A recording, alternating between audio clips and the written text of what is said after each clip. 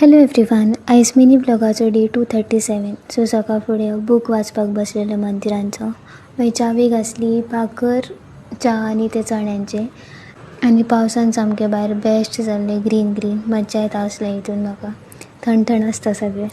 So आनी मागीर हो क्यूटी पळय, ताका पावस इतलो लायक की तो पावसान दिसभर रावंक शकता, पावसान भिजोंक शकता. सो ताका फक्त पावस जाय आनी उदक जाय. मागीर ताका कारीर बसून मातशें आमी खेळयलें. ताका मज्जा येताली ती दुकोल. आनी ही पळय आमची व्हडली क्यूटी.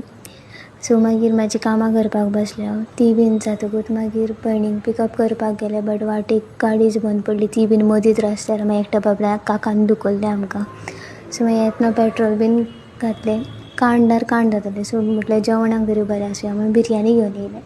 मागीर ते एक आंटीचें म्हाका थंब लावपाक जाय आसलें रेशनाचें.